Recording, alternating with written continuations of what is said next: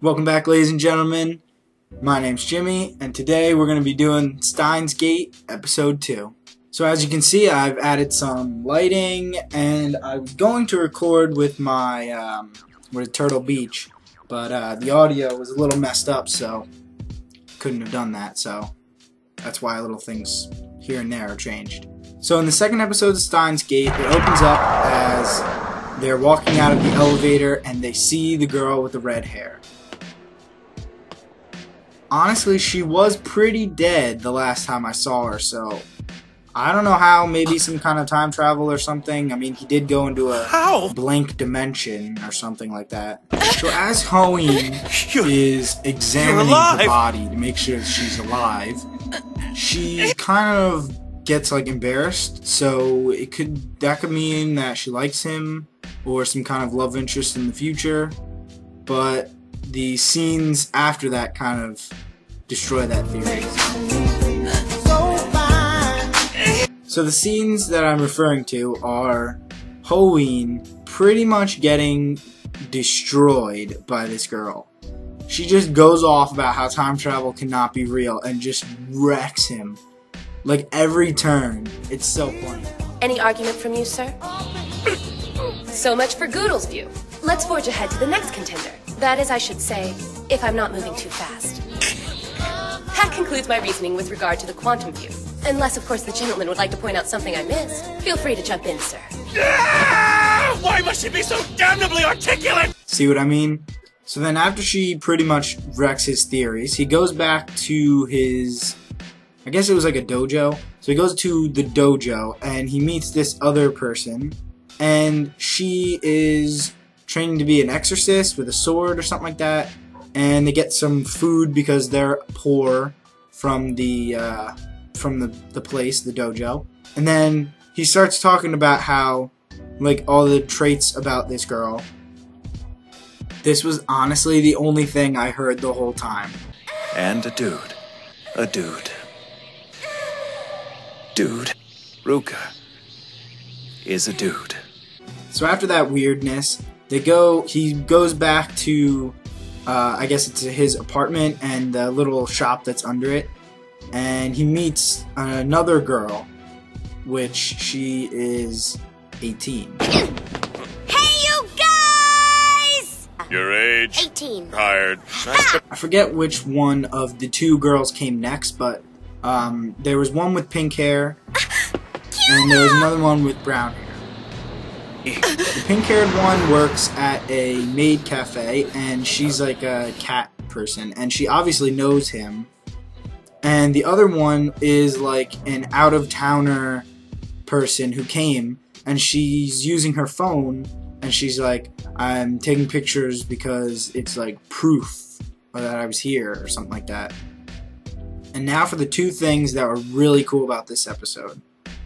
The first thing is when he goes back to his apartment after meeting one of the girls.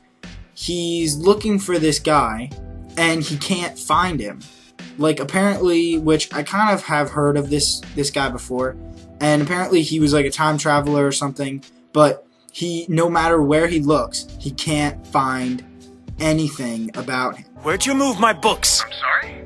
The ones I had on John Teeter, man. Look, I've always kept them in the same place. Tell me you moved them. The next thing that I really thought was interesting was the explanation for how time apparently happens, which it could also not be time the way it is because it was just a blog, and although why would it even show that if it didn't have anything to do with the time that they go through?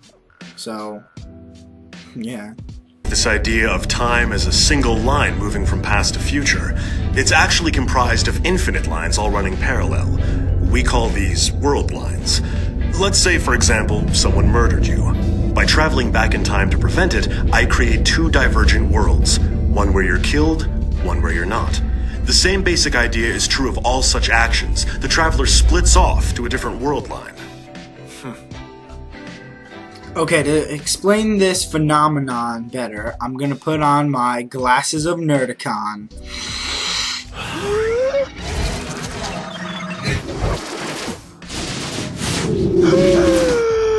Okay, The way I see it is, if you travel back in time or into the future, you create a new world, and as such, when you travel, that world branches off, and you have two possibilities. One possibility is the possibility that you traveled there and what you changed, and the other possibility is the one that you didn't change, the one that you didn't travel back in time. Those two go off. Also, anytime you make a decision, which he says, anytime you make a decision, two branches come off. And that can happen infinitely, and they're always parallel to each other. They never intersect.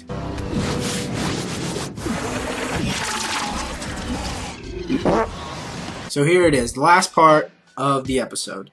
And the last part of the episode was a great cliffhanger because just like he's always doing the experiments on the bananas, which I don't even understand, it's some kind of radiation or something,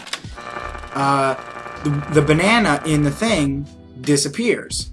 And when they are looking for it, they just turn around and it's attached to the other bananas, like all green and molded and like radioactive and whatnot. And then as they're like, what the hell just happened? The girl with the red hair walks in and she's just like, Interesting experiment you've got going on there, Okabe Rintaro. Or wait, I'm sorry, is it Hoin Kiyoma? So I can't tell if he's got a teleporter and he's got to make another section of it, which is the time kind of thing, or he already made it, or it's got a connection to his phone. So I don't know. And if anyone in the comments freaking spoils it, don't. Please, for the people who haven't watched it, please don't. I haven't watched it, so I don't want it to be spoiled for myself. Alright everybody, thanks for watching, and I hope you come back for the next episode. It should probably be up tomorrow, but I don't know. It might be up tomorrow, and probably a couple of other episodes up tomorrow. So, see you in the next episode, guys. Thanks for watching. Good episode. Oh. By the way, it's Friday, so... It's Friday, gotta get down on Friday. Everybody's looking forward to the weekend. Joy, the plot thickens. She's a freeder, whatever that is.